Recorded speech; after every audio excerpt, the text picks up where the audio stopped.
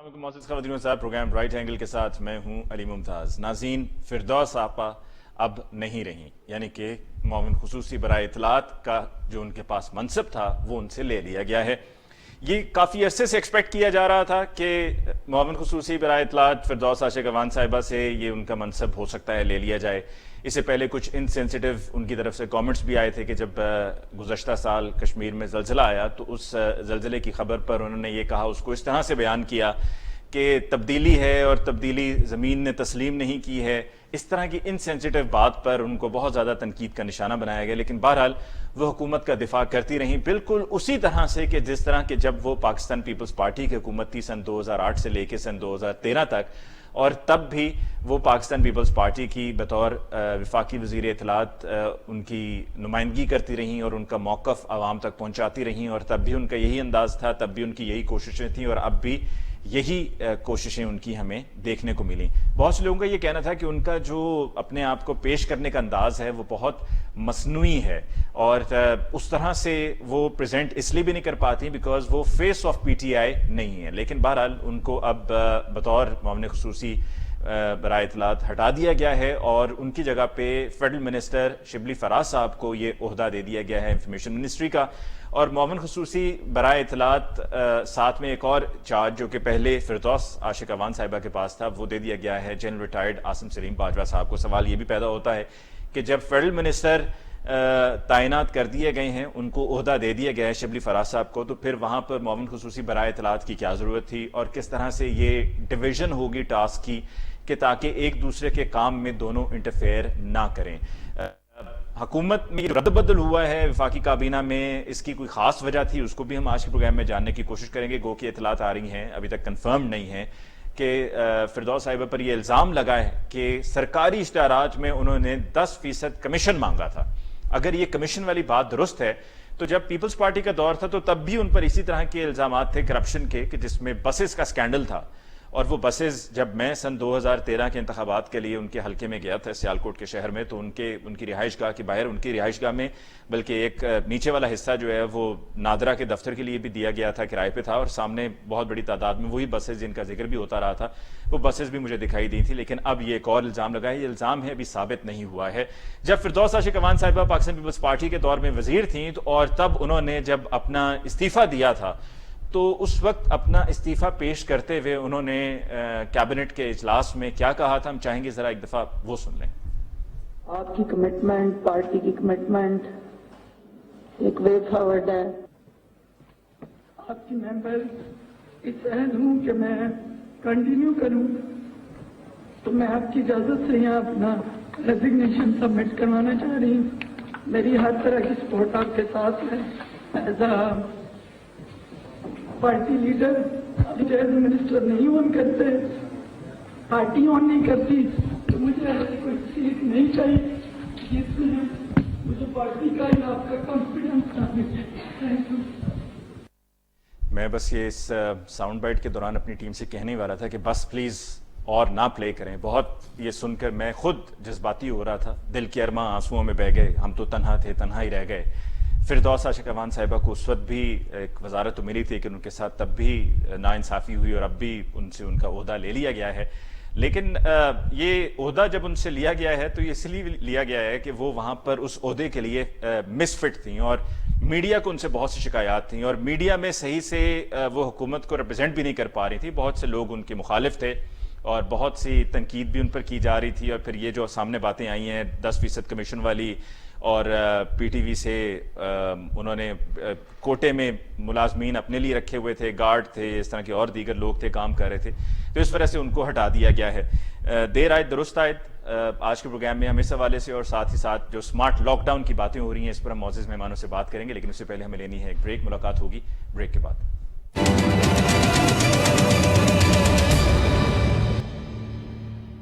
ناظرین، بریک کے بعد ایک دفعہ پھر آپ کو کہتے ہیں خوش آمدید۔ آج کے پروگرام میں ڈسکشن کے لیے مہمانوں کا تعارف اور ان سے باقاعدہ ڈسکشن کا آغاز کرتے ہیں۔ حکمران جماعت پی ٹی آئی سے ہمیں جوائن کیا ہے مستر جمشید چیمہ صاحب نے۔ مستر صاحب کو بہت بہت شکریہ کہ آپ نے ہمیں جوائن کیا۔ PMLN سے ہمیں جوائن کیا ہے بیرسٹر دانیال چودھری صاحب نے. دانیال چودھری صاحب آپ کو بھی بہت بہت شکریہ for joining us in the show tonight. اور پاکستان پیپلز پارٹی سے ہمیں جوائن کیا ہے سینیٹر سحر کامران صاحبہ نے. آپ کو بھی بہت بہت شکریہ سحر صاحبہ for coming on the show tonight. سب سے پہلے اپوزیشن کا پوائنٹ آف ویو لیتے ہیں, پھر اس کے بعد گورنمنٹ کی طرف جائیں گے, یعنی کہ مسرت صاحبہ کی طرف جائیں گے. دانیال صاحب آپ کی طرف آتے ہیں. آپ کی نظر میں یہ درست فیصلہ ہے جو فردوس عاشق اوان صاحبہ کو ہٹایا گیا ہے, آپ یا آپ کو اس فیصلے پر دکھ ہوا ہے؟ دیکھیں جی, ہمیں تو بہت دکھ ہوا ہے. فردوس عاشق اوان صاحبہ بہت اچھی سپوکس پرسن تھی. وہ پی ٹی آئی کی اصل میں ترجمانی بھی کر رہی تھی, اور ان کی جو سوچ ہے ان کی عکاسی بھی کر رہی تھی. جس طرح کی ان کی زبان تھی, جس طرح وہ لوگوں سے ٹونٹ کرتی تھی, جس طرح وہ ایشوز کو ہینڈل کرتی تھی, تو وہ در حقیقت میں اصل اپنے وزیر اعظم کی سوچ کی عکاسی کر رہی تھی. اور جس سوچ میں وہ بلیو کرتے ہیں اسی سوچ کو وہ آگے لے کے چل رہی تھی. اور وہ پاکستان تحریک انصاف کا فیس تھی. وہ ہو گئے, اور کچھ لوگ ہیں پاکستان تحریک انصاف میں ایسے جو اصل میں تحریک انصاف کا فیس ہیں. اور ہمیں تھوڑی ڈس اپوائنٹمنٹ ہوئی, لیکن ہم تو ان کی کارکردگی سے کافی خوش تھے, اور وہ ہوپ کر رہے تھے کہ ان کو شاید کچھ اور بڑا ہوتا بھی. یہ سب دانیال صاحب آپ فردوس عاشق اوان صاحبہ کے حوالے سے فرما رہے ہیں, کہیں آپ کسی اور کے بارے میں تو نہیں سوچ کر کہہ رہے؟ مجھے لگ رہا ہے شاید کسی اور کے بارے میں کہہ رہے ہیں کہ آپ نے کہا نا face of P T I اور یہ سب آپ نے جو کہا. دیکھیں میں تو دیکھیں فواد چودھری صاحب ہو گئے, وہ ہو گئے, راول پنڈی سے ہمارے بھائی ہیں جو انفارمیشن منسٹر ہے وہ ہو گئے, پھر راول پنڈی سے شیخ رشید صاحب. یہ پی ٹی آئی کی اصل سوچ کی اور زبان کی عکاسی کرتے ہیں, اور یہ ان کے در حقیقت میں سپوکس پرسنز بھی ہیں, اور اصل سوچ بھی یہی ہے. اور ان کی جب میں ان کی سوچ کہتا ہوں تو ان کے لیڈرز کی سوچ کی بات کرتا ہوں. اور اسی طرح اس لیے ان کو بار بار نئی نئی منسٹریوں سے نوازا جاتا ہے, کیونکہ یہ اس کرائٹیریا میں پورا اترتے ہیں جو پاکستان تحریک انصاف کا ہے. اور جب کرائٹیریا میں اوپر پورا اترتے ہیں تو تبھی منسٹریاں تحفے میں دی جاتی ہیں. اور ہم وی آر ویری ہوپ فل کہ ابھی انشاءاللہ ان کو کوئی بہت اچھی منسٹری پھر دے دی جائے گی, کیونکہ she is the true face of Pakistan Tehreek Insaf. ٹھیک ہے سحر کامران صاحبہ, آپ کی نظر میں بھی کیا is she the true face of Pakistan Tehreek Insaf جو دانیال صاحب نے فردوس عاشق اوان صاحبہ کے حوالے سے کہا؟ بسم اللہ الرحمن الرحیم. دیکھیں میں کبھی کسی کی ذات پہ بات نہیں کرنا چاہتی, لیکن میں عمران خان احمد نیازی صاحب سے ضرور یہ کہوں گی کہ آپ نے اپنے منصب اور اپنی ذمہ داری کو سمجھا ہے, یا یہ آپ جو ہے یہ پتلی تماشا دکھا کے عوام کو بیوقوف بناتے رہیں گے بحرانوں کے وقت میں بھی. اب یہ بات تو ثابت ہو گئی کہ بھائی آپ کی ٹیم کرپٹ ہے, ٹھیک ہے. اب وہ جو حصہ آپ کا ہے وہ آپ پھر اس پہ بھی اپنے آپ کو جو ہے سرنڈر کریں. یعنی آپ جن سے آپ لیتے رہے انسینٹیوز, جہانگیر ترین وہ بھی کرپٹ نکلے, ٹھیک ہے. ان کا بھی جو ہے وہ آٹا چینی بحران میں نام آ گیا. عامر کیانی کا ادویات میں نام تھا, وہ بھی آپ کے ٹیم کا حصہ تھے, ایک طرف ہٹتے ایک طرف آ جاتے ہیں. علیم خان صاحب جو ہے وہ بھی گئے اور پھر آ گئے. بابر احوان صاحب وہ بھی گئے وہ پھر آ گئے. جہاں اس کے بعد پھر ظفر مرزا, ان کے اوپر بھی ماسک جو ہے اسمگلنگ کا الزام آ گیا. پھر غلام سرور صاحب کے اوپر بھی الزامات تھے. پھر علی زیدی پہ بھی چائنیز ٹھیکوں کے الزامات تھے. تو مجھے یہ بتائیں کہ یہ آپ کے اب بھی آپ نے آیا, یا تو یہ یوز اینڈ تھرو کی پالیسی, یہ سارا ڈرامہ اس لیے کہ آپ سمجھتے ہیں کہ لوگوں کی اٹینشن ڈائیورٹ ہوگی. روزانہ آپ کی اسٹریٹجی یہ ہے کہ آپ ایک نیا بحران کھڑا کریں اور آپ جو ہے عوامی مفاد کی بات نہ کریں. ایسا وقت جس وقت قوم کو ایک سیریس اپروچ اور سیریس جو ہے وہ کنسنٹریشن چاہیے ہے. ہم جتنے بڑی آزمائش سے گزر رہے ہیں, عمران خان احمد نیازی صاحب روزانہ ایک نیا جو ہے نا شوشہ چھوڑتے ہیں. کبھی 18ویں ترمیم کا شوشہ چھوڑتے ہیں, کبھی کوئی تبدیلی کرتے ہیں. یہ تبدیلی پلس تبدیلی پلس تبدیلی, کتنی تبدیلیاں, اور وہ 40 چور اور 40 چوروں کا سردار, اس کے ساتھ کیا ہوگا. لیکن بات یہ ہے کہ مجھے تو انتہائی جو ہے نا غیر سنجیدگی نظر آتی ہے, اور اسٹریٹجی یہی نظر آتی ہے. کبھی آپ 42 بلین جو ہے دے دیتے ہیں سوشل میڈیا کے لیے کہ آپ جو ہے وہ ٹرولز بنا کے جو ہے لوگوں کو گالیاں دیں. کبھی آپ جو ہے وہ ٹارگٹ کرتے ہیں اینکرز کو اگر وہ آپ سے کوئی سوال پوچھ لیں. کبھی اب میں تو سمجھتی ہوں کہ یقین کریں کہ عاصم باجوہ صاحب کی بڑی عزت انہوں نے اپنی کیریئر میں بنائی, جس طریقے سے آئی ایس پی آر کو انہوں نے ریپرزینٹ کیا ضرب اثر کے وقت میں. اب میں یہ سمجھتی ہوں کہ آج ایسا کیا وقت آ گیا کہ وہ اب ان کا عمران خان احمد نیازی جیسے ایک ایسے شخص کا جس کے اندر اسٹیبلٹی نہیں ہے, جو اپنی کسی بات پہ ٹھہرتا نہیں ہے, اس کا کیا دفاع کریں گے. اور فردوس عاشق اوان 2-2 گھنٹے ان کو ریپرزینٹ کرتی تھی, انہی کے ہدایات پہ چلتی تھی, کیونکہ ان کی ہدایات اپنے تمام ممبرز کو یہی ہے کہ آپ ابیوز کریں. اب وہ یوز اینڈ تھرو ہو گیا.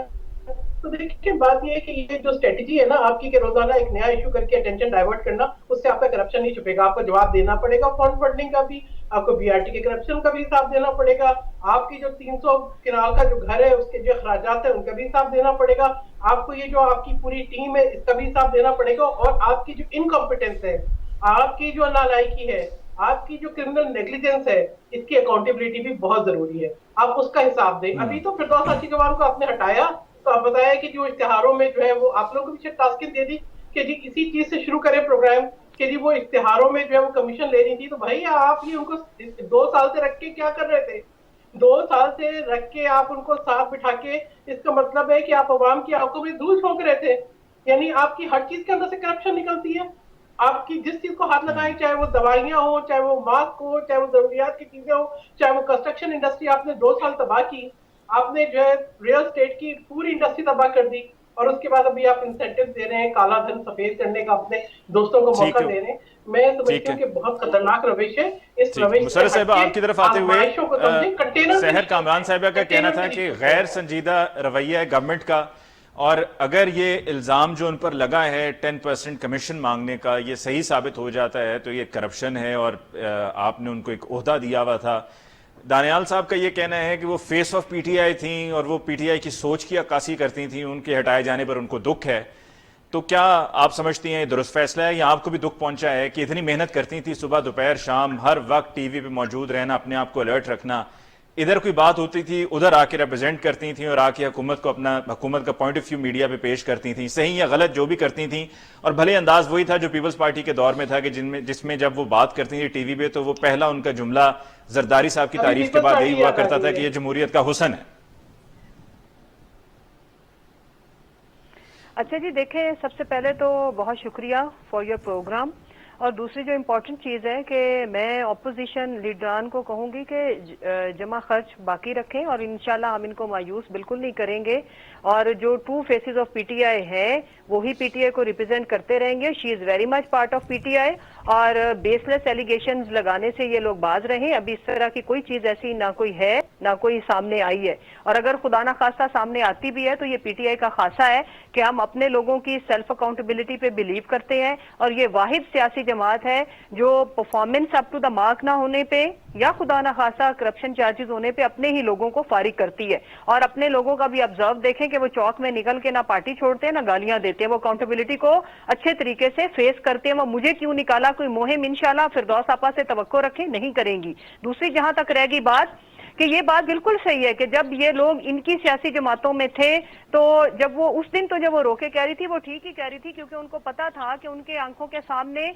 चले फिरदौस आपा को तो 10% का, वो भी अभी एक बेसलेस सी न्यूज है, 110% भी इन लोगों ने देखा। और वाकई ये सहर कामरान साहबा सही फरमा रही हैं कि आज जो रियल स्टेट क्या जो बिजनेस था वो सिर्फ एक खानदान का ही, 2 खानदानों का, बल्कि अगर मैं गलत नहीं हूं तो वो बिल्कुल डिस्टर्ब हुआ है, वो हम डिस्टर्ब रखेंगे। एक का नाम वो है जो क्वारंटाइन पीरियड में चले जाते हैं गैर मुआयना मुद्दत के लिए, बिलावल साहब, और फिर जब आते हैं तो फिर बेरंग की राग अलापते हैं। अभी ये दोनों ऑनरेबल मेंबर जब आएंगे तो वो कहेंगे हम सियासत नहीं कर रहे। आप ये देखें कि ये मौका कौन सा है, सवाल कौन सा है, और इनको कितनी दुख और तकलीफ की बात है। मैं तो हैरान हो गई हूँ। इंशाल्लाह आप आसिम सलीम बाजवा साहब से तवक्को रखें कि वो आपके दुख में जो आपको तकलीफ पहुंची है वो हम उससे इंशाल्लाह आपको ज्यादा खुशी देंगे जो फिरदौस आपा के आने से मिलती थी। तो शिबली फराज साहब से क्या तवक्को रखें मुशर्रफ साहिबा? वो भी आपको सुन लेना, मैं कंप्लीट कर रही हूँ। शिबली फराज साहब भी इंशाल्लाह ताला आपको वो सारी खुशियां मल्टीप्लाई करके मुयस्सर करेंगे जिसकी आप तवक्को रखते थे फिरदौस आपा से।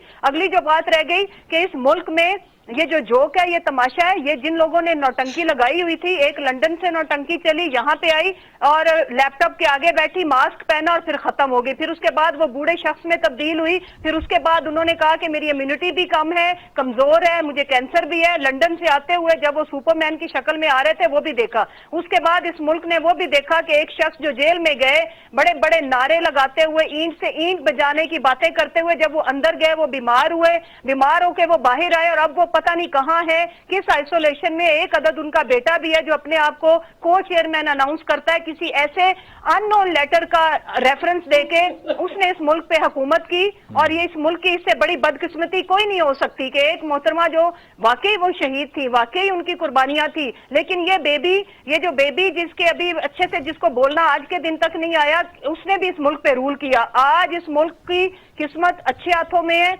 इंसाफ पसंद हाथों में है, ऐसे हाथों में है जो अपने लोगों की अकाउंटेबिलिटी ना सिर्फ करना जानते हैं, अनाउंस करना भी जानते हैं, टफ फैसले लेना भी जानते हैं। ये बता दें, जहां से हमने बात शुरू की थी, फिरदौस आपा को हटाया क्यों गया? देखें, वो जो भी वजह हो उसका हम इनको जवाब दे नहीं है। एक तो ये बात। दूसरी बात, हम जब हुकूमत में आए थे, ये ब्रेकिंग न्यूज होगी आपके लिए या इनके लिए, हमारे लिए इसलिए नहीं है कि प्राइम मिनिस्टर इमरान खान ने ओथ लेने के बाद जो अगली बात की थी, दोबारा अगर आप अपनी याददाश्त नहीं आ रही तो आप प्लीज जाके वो निकालें कि तमाम मिनिस्टर्स, तमाम जो परफॉर्मेंसेज है वो एवेल्युएशन बेस्ड होंगी। जरूरी नहीं है कि करप्शन की वजह से लोगों को निकाला जाए। जो जिस ओहदे पे सही प्रॉपर परफॉर्म नहीं कर पाएगा हम उनको चेंज करेंगे, और इसका मतलब ये नहीं है कि किसी के ऊपर बेसलेस एलिगेशंस, जिन लोगों के ऊपर चार्जेस आए हमने उनको भी चेंज किया। तो इसमें कोई ऐसी बात नहीं है। शहबाज गिल साहब का क्या होगा? वो तो बड़ी उम्मीद, बड़ी तवक्कुआत लेकर इस्लामाबाद गए थे, लाहौर से उनको फारिग किया गया, फिर इस्लामाबाद चले गए, वहां जाके डेरे लगा दिए। वो तो सोच रहे थे कि जी अब मेरी बारी आएगी, मेरा नंबर लगेगा, मुझे मनसब मिलेगा। अब उनका क्या बनेगा? जी, उनके लिए भी किसी को इसलिए परेशान होने की जरूरत नहीं है। जरा अभी उनको किसी प्रोग्राम में बुला के देखें। हम पीटीआई वालों का खासा ये कि हम मिनिस्ट्री के लिए काम नहीं करते। जो पीटीआई के वर्कर है उन्होंने रहना है। शहबाज गिल साहब यहाँ से गए थे तो उन्होंने वही टोन रखी, इनके लिए वही अलकाबात से नवाजा जो लोग डिजर्व करते थे, और आगे भी वो इसी जमा खर्च पे भी काम करते रहेंगे। हमें मिनिस्ट्री मिले ना मिले, हमें ओहदे मिले ना मिले, हमारी लॉयल्टी अपने मुल्क के साथ है, हमारी लॉयल्टी अपनी लीडरशिप के साथ है, वो रहनी है। हमारे पार्टी का कोई एक बंदा तो बताए ना जिनको ओहदे से हटाया गया, जेल में भी भेजा गया, जिन्होंने हमारे खिलाफ प्रेस कॉन्फ्रेंस की हो या आके पार्टी छोड़ने का ऐलान किया हो। ऐसा नहीं है, ये हमारी पार्टी ठीक हो गया मुशर्रफ साहब, हम डिस्कशन को कंटिन्यू करेंगे। हमें इस मौके पर एक ब्रेक लेनी है, जाता है तो वो पार्टियां भी हमें इस मौके पर ब्रेक लेनी है। फिर आपने जो फरमाया इस पर हम सहर साहिबा की और दानियाल साहब की भी राय लेंगे, लेकिन we got to take a short break away है। मुलाकात होगी ब्रेक के बाद।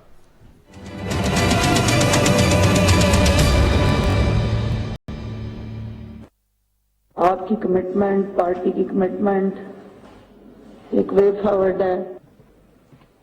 आपकी मेंबर इस अहद हूं कि मैं कंटिन्यू करूं, तो मैं आपकी इजाजत से यहाँ अपना रेजिग्नेशन सबमिट करवाना चाह रही हूँ। मेरी हर तरह की सपोर्ट आपके साथ है। एज अ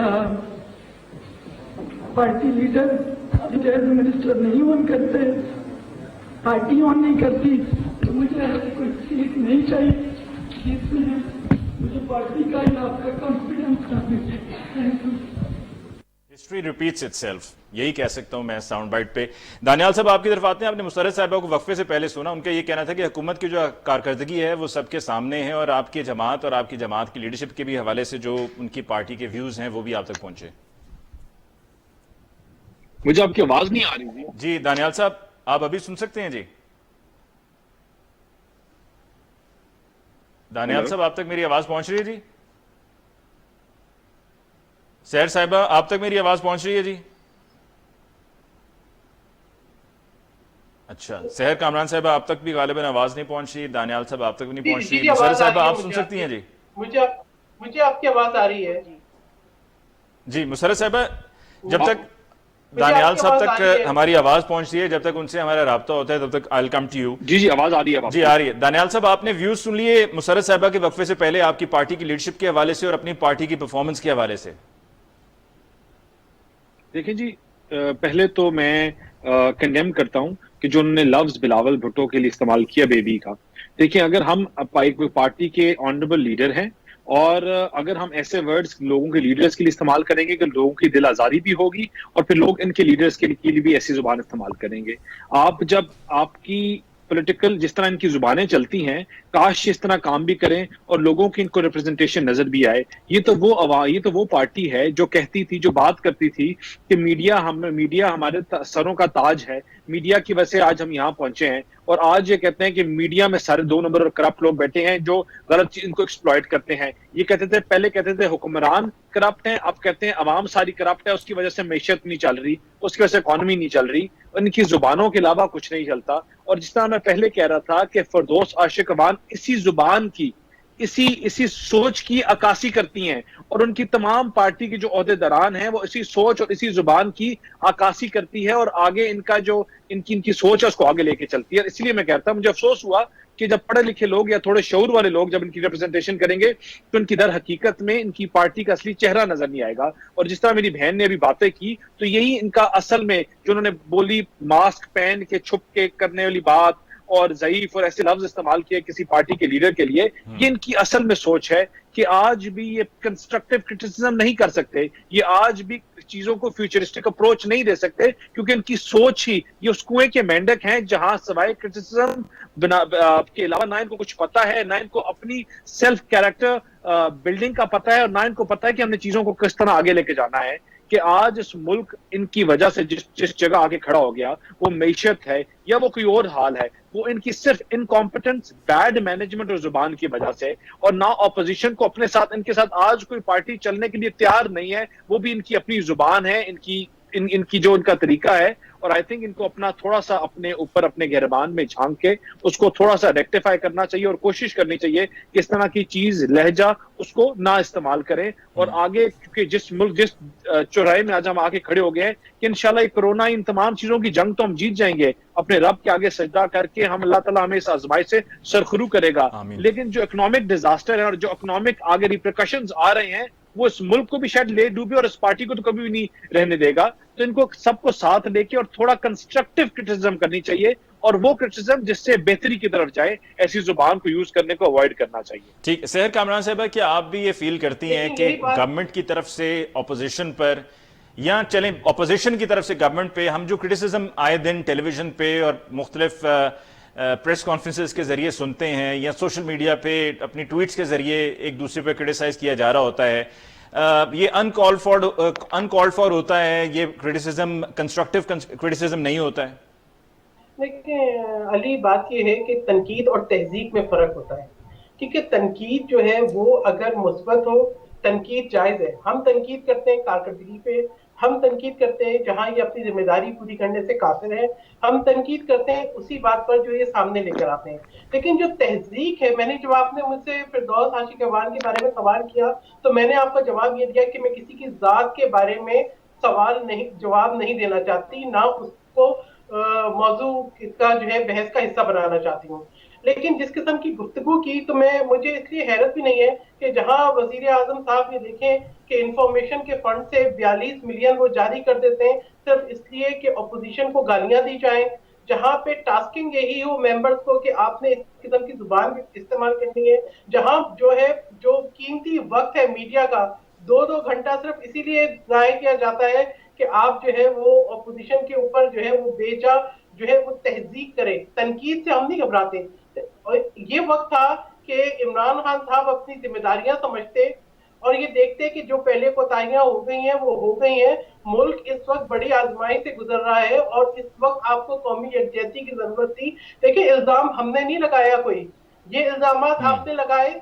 ये आपकी रिपोर्ट आई आटा चीनी पे, जिस तरह से आप अपोजिशन पे गिरफ्तारियां करते हैं, आज क्यों वो आप फॉरेंसिक ऑडिट की रिपोर्ट जो है वो आप क्यों उसको डिले कर रहे हैं, क्यों गिरफ्तारियां नहीं हो रही? यानी आप जो स्टैंडर्ड्स आपने बनाए हैं, हम तो यही पूछते हैं कि उन स्टैंडर्ड्स पे आप क्यों नहीं उतर रहे? आपने जो बातें की मेरे लीडर के बारे में, मैं कहूंगी कि बेहतर है कि आप माफी मांगे, इसलिए कि अच्छा नहीं लगता कि आप इस किस्म की गुफ्तगू करें। मेरी पार्टी मुझे इजाजत नहीं देती कि मैं किसी के जाती किरदार या किसी की जात या किसी की शख्सियत के ऊपर बात करूं। लेकिन ये जो रविश है, ये मैं कब सोचा था कि शायद रमजान मुबारक के महीने में उससे बात आ जाएंगे, लेकिन ये शायद इनकी तरबियत का हिस्सा ही नहीं है। बाकी आप ये देखें कि माशी तौर पे मुल्क तबाह है, खारजा पॉलिसी आपकी कहीं नहीं है, आपके वुज़रा रोजाना आप पहले दिन से बदल रहे हैं। एक को आप कहते हैं नालायक है, फिर आप उसको ले आते हैं, आप कहते हैं नालायक है, आप कहते हैं कि माफिया है, आप कहते हैं कि आपसे झूठ बोलते हैं, आप कहते हैं कि करप्ट है, आप कहते हैं कि आपको ये रिपोर्ट्स मिली है। तो देखिए, जो आप कहते हैं उसी पे तो हम आपसे सवाल कर रहे हैं। ये अब उसी पे तो हम आपसे सवाल कर रहे हैं कि आप मुल्क को किस तरफ ले जा रहे हैं, किस तरफ ले जा रहे हैं। एक के बाद एक गलती ایک یہ رپورٹ جو ہے مال چوری کی FIA کی آئی, انکوائری انہوں نے شروع کی, ٹھیک ہے, یہ جتنی بھی علیم خان کو ہٹایا گیا وہ تحقیقات ہوئی. دیکھیں آپ نے ایک ادھر سے اٹھا کے ادھر بندے کو رکھنا, یہ آپ صرف بحث بدلنا چاہتے ہیں, یہ صرف آپ یہ چاہتے ہیں کہ روزانہ ایک نیا قسم کا موضوع ہو جس کی سینسیشن میں آپ عوام کو گرفتار رکھیں اور کوئی آپ سے یہ سوال نہ کرے کہ آپ کی جو نالائکی ہے اس کی قیمت یہ قوم ادا کر رہی ہے. دیکھیں مطلب اگر آپ سمجھتے ہیں کہ ذمہ داری آپ کے لیے بہت مشکل ہے تو بہتر طریقہ ہے اپنی پارٹی سے کسی اور کو سامنے لے آئیں. اگر آپ سمجھتے ہیں وہ بھی اس کے بھی بس کی بات نہیں ہے تو پھر بہتر طریقے سے جائیں, پارلیمنٹ میں آئیں, پارلیمنٹ کو بولیں کہ کوئی حل نکالیں. دیکھیں ہم نے تو بڑا اچھا جسچر دکھایا ہے کورونا کے ایشو کے اوپر بھی, چیئرمین بلاول بھٹو زرداری نے بڑی میچورٹی دکھائی, ہمارے چیف منسٹر نے بڑی میچورٹی دکھائی. We left the lessons for the other provinces to follow. ہم نے آپ کو کہا کہ جی اس پر آگے چلیں, آپ جو ہے اس کے اندر صوبے کے اندر کبھی انتشار پھیلانا چاہتے ہیں. ٹھیک ہے مسرت جمشید چیمہ صاحبہ, آپ نے تفصیل میں سحر صاحبہ کی رائے سن لی, دانیال صاحب کی آپ نے رائے سن لی.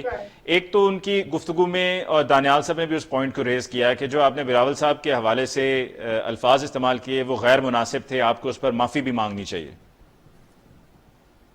دیکھیں سب سے پہلے تو اس لیے غیر مناسب نہیں تھے کہ یہ بات شروع جو پہلے سب سے پہلے آپ سینیٹر سحر کامران صاحبہ کی گفتگو سن لیں اور پھر اس کا موازنہ کر لیں. دیکھیں میں نے ہمیشہ میں بہت عزت اور تہذیب کے دائرے میں رہتی ہوں اس وقت تک جب تک باقی دیکھیں ہیلدی کرٹیسزم اپوزیشن نے کیا کب ہے, جب شہباز شریف صاحب تشریف لے کے آ رہے تھے, آئے وہ زبان جس نے 20 پروگرامز کے اندر ان کو ویلکم کیا کہ آئیں جی اپنی انپٹ دیں, یہ کریں وہ کریں. آتے ساتھ سندھ دیکھیں, سندھ کو پرفارمنس اپنی بتانی پڑے گی. شہری رحمان صاحبہ کل میرے ساتھ ایک پروگرام میں تھی, انہوں نے کہا کہ ہم نے رات کے اندھیرے میں راشن ڈسٹریبیوٹ کیا. کورٹس ان سے پوچھ رہے ہیں کہ بھائی کدھر گیا راشن, وہ 1 ارب کا بھی تھا تو کسی انسان کو دیا, وہ انسان صفائے ہستی سے کیوں مٹ گئے, اس کا کوئی ڈیٹا ہوگا. اس کا جواب تھا کہ جی ہم نے رات کے اندھیرے میں دیا, چونکہ دن کے وقت اگر لوگوں کو دیں گے تو ہجوم اور رش ہوگا اور سوشل ڈسٹینسنگ ڈسٹرب ہوگی. اپنی پرفارمنس ان کی یہ نالائکی کا عالم یہ کہ کسی کے پاس کوئی ڈیٹا موجود نہیں ہے, کوئی سبسٹینشیل ان کے پاس کوئی گراؤنڈ ورک نہیں ہے سوائے پریس کانفرنسز کرنے کے. دیکھیں آج اس ملک کے کورٹ, اس ملک کے ادارے, آپ کے جو میڈیا, یہ سب لوگ آزاد ہیں, وہ دیکھ رہے ہیں. اب پریکٹیکلی ان کو کرٹیسائز کریں سر آنکھوں پہ, لیکن اس کے ساتھ ان کو اپنی پرفارمنس, ان کی انپٹ کیا تھی وہ دکھانا پڑے گا. لیکن آپ چینلز پہ آ کے دوسروں کی لیڈرشپ کو نالائق, نکما, نااہل کہتے رہے اور ہم ان کو کچھ نہ کہیں. نالائق وہ تھے جنہوں نے بینظیر بھٹو صاحبہ کی شہادت کا آج تک ان کے پاس کوئی جواب نہیں ہے. نالائق وہ تھے جو پورے کا پورا, جن کی پورے پاکستان میں حکومت تھی, ایک صوبے تک محدود رہ گئے. نالائق وہ ہیں جو کہ آج سندھ کے اندر بڑے بڑے بلند و بانگ دعوے کرتے ہیں, لیکن گراؤنڈ پہ ان کو کورٹس پوچھتے ہیں کہ بھائی آپ کی پرفارمنس کیا, آپ کی ورکنگ کیا, سوائے اس کے کہ آ کے پریس کانفرنس کرنا, ہاتھ جوڑنا, پولیٹیکل سٹنٹس کرنا, میڈیا سٹنٹس کرنا کہ جی پرائم منسٹر نے یہ کہہ دیا وہ کہہ دیا. پرائم منسٹر جو کہہ رہے ہیں وہ کر رہے ہیں. ہم نے کسی کو کانوں کان خبر نہیں ہوئی, کسی ہمارے کسی وزیر کی تصویر نہیں آئی, کسی پولیٹیکل لیڈرشپ کی نہیں آئی.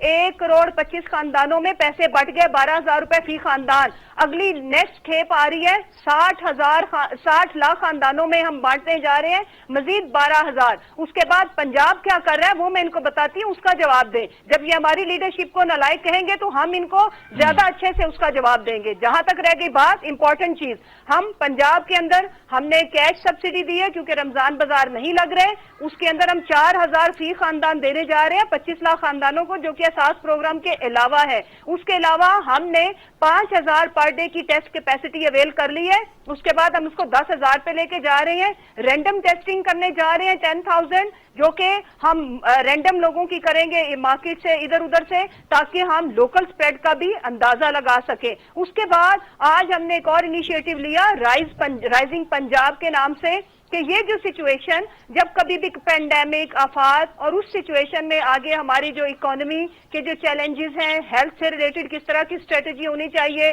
آگے جو جاب لیس لوگ ہوں گے ان کے لیے کیا نیا عمل ہونا چاہیے. سو ہم لوگ ورکنگ کے حساب سے وی آر موونگ اہیڈ. لیکن جہاں تک رہی بات, ہم نے بہت لحاظ کیا. اگر یہ ہماری لیڈرشپ کو یہ کہیں گے تو ہم بھی حق رکھتے ہیں کہ ہم بھی ان کی لیڈرشپ کو پیپلز پارٹی نے جس طریقے سے راشن تقسیم کیا آپ نے اس پہ کرٹیسائز کیا. جب بات کرونا سے ریلیٹڈ ہوئی گئی ہے تو یہ بھی بتائیے گا کہ جو سمارٹ لاک ڈاؤن ہے, کیا آپ سمجھتے ہیں کہ یہ کامیاب ہوگا کہ جب آئے دن ہر طرف سے یہی شکایات لوگوں کی طرف سے سننے کو مل رہی ہیں کہ جی جگہ جگہ پہ لوگوں کا رش ہے, اور لگ ہی نہیں رہا کہ کوئی ہم ایسے دور میں سے گزر رہے ہیں جو کہ ایک کرائسس سچویشن ہے کہ جس کی وجہ سے NDMA بھی ایکٹیویٹ ہوا ہے اور روزانہ کی بنیاد پر اس کو ہنگامی بنیادوں پہ وار فوٹنگ پہ لے کے چل رہے ہیں، لیکن پبلکلی آن روڈز ہمیں وہ سب دکھائی نہیں دے رہا ہے. تو یہ سمارٹ لاک ڈاؤن کیسے کامیاب ہوگا؟ دیکھیے جی، سب سے پہلے تو میں آپ کے عرض کروں، میں آپ کے گوش گزار کروں کہ جو سمارٹ لاک ڈاؤن کی ٹرم ہے پوری دنیا اس کو فالو کرنے جا رہی ہے. دنیا کی بیسٹ اکانومیز اس کی طرف جا رہی ہیں. سمارٹ لاک ڈاؤن ہے کیا کہ وہ علاقے جہاں پہ پیشنٹس رپورٹ ہو رہے ہیں ان کو complete curfew type lockdown ہم کر رہے ہیں. پنجاب میں ہم نے 225-30 کے لگ بھگ علاقے کیے ہیں، اور باقی جگہوں پہ جس طرح ہمارا نارمل لاک ڈاؤن چل رہا ہے جو کہ سندھ میں بھی وہی ہے، پنجاب میں بھی وہی ہے. ڈفرنس صرف یہ ہے کہ ہم پریس کانفرنس نہیں کرتے، ہم کسی کے آگے ہاتھ نہیں جوڑتے کہ یہ کر دو وہ کر دو، جبکہ ایگزیکیوشن تو صوبوں نے کرنی ہے، فیڈرل نے تو آنا ہی نہیں ہے. اب اس میں جو امپورٹنٹ چیز ہے کہ ہم نے جن چیزوں کو ریلیکس کیا ہے آج بھی اتنی ہی ریلیکس کی ہے، ہم نے اس میں کوئی ایکسٹرا ریلیکسیشن نہیں دی. مثلا صبح 9 سے 5 بجے تک کی مارکیٹ سے مراد گروسری سٹور اور جہاں پہ ایڈیبل اویلیبل ہیں وہ چیزیں اوپن ہیں. اسی طرح آپ کے میڈیکل سٹور اوپن ہے. جہاں تک رہ گئی سڑکوں کی بات، اس پہ بھی کہ لوگوں کی جو موومنٹ ہے اس کو بالکل یہ 2 ویک بہت کروشل ہے، اس میں ہمیں زیادہ سختی کی ضرورت ہے. اس کے لیے پنجاب گورنمنٹ یہ کر رہی ہے کہ ہم نے جو ہمارے ناکے تھے، جو روڈ بلاکس ہم نے کی ہوئی تھی، فینسز لگا کے ان پہ ہم نے زیادہ سختی کر دی ہے کہ without any reason you can't move. آپ کو کسی ریزن کے لیے باہر آنا پڑے گا، دیٹ از ہیلتھ ریلیٹڈ کوئی ریزن، یا پھر اگر آپ کسی اپنی گروسری وغیرہ کرنے جا رہے ہیں. اس کے علاوہ کسی تیسری وجہ پہ پوچھ گچھ کی جا رہی ہے. دفعہ 144 کا نفاذ بھی کیا جا رہا ہے. باقی جہاں تک رہ گئی بات کہ منافع خوری کے خلاف بھی الحمدللہ ہم نے جو فیڈرل سے جو آرڈیننس آیا تھا اس کو ایز اٹ از ریپلیکیٹ کیا کہ ہم لوگ ذخیرہ اندوزی کے خلاف بھی مہم کر رہے ہیں. اور شکر خدا کا کہ رمضان میں دانیال چودھری صاحب، اگر ہم دیکھیں do you agree with this form of lockdown جس پر ابھی مسرت صاحبہ نے اپنی گورنمنٹ کی، پنجاب گورنمنٹ کی پرفارمنس بھی ہائی لائٹ کی، اور ساتھ میں انہوں نے جب میں نے سوال پوچھا اسمارٹ لاک ڈاؤن کا تو انہوں نے کہا کہ جی انٹرنیشنلی بھی کچھ اسی طرح کا ماڈل اپلائی ہو رہا ہے اور ہمارے ہاں بھی وہی چیزیں کوئی زیادہ ریلیکسیشنز نہیں ہیں جو پہلے چل رہی تھیں. مسرت صاحبہ کی جب بات بندہ سنتا ہے تو واقعی لگتا ہے کہ سب چیزیں تو واقعی صحیح سمت میں جا رہی ہیں.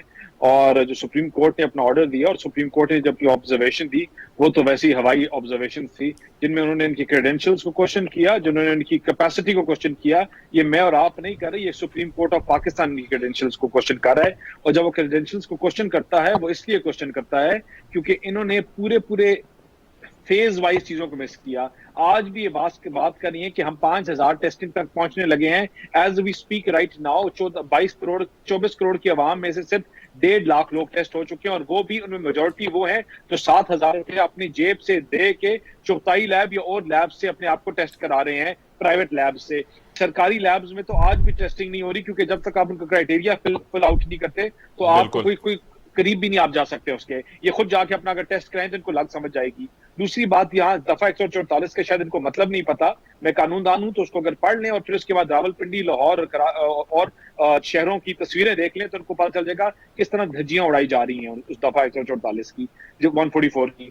اسی طرح جب ہم بات کرتے ہیں آگے لاک ڈاؤن کی یا اسمارٹ لاک ڈاؤن کی، دیکھیں آپ کا اس میں ایک میں لاک ڈاؤن کے حق میں ہوں اور میں سمجھتا ہوں کہ لاک ڈاؤن انیشل سٹیج میں سٹرونگ ہونا چاہیے تھا. اگر یہ سٹرونگ ہوتا تو ہماری جو سپریڈ ہے، آپ جس طرح وہ ابھی پرسوں ملیشین انسٹیٹیوٹ کی جو اسٹڈی آئی ہے اس کو دیکھیں یا جو ہماری اور ریسرچ سینٹرز کی دیکھیں کہ اگلے 2 مہینے میں یہ کہتے ہیں کہ پاکستان 2 ویکس میں کہ ہمارا گراف جو ہے لینئر پہ سب سے ہائیسٹ جائے گا اور 2 لاکھ لوگوں کو ٹچ کر سکتا ہے اگر ہم اسی طرح کرتے رہیں.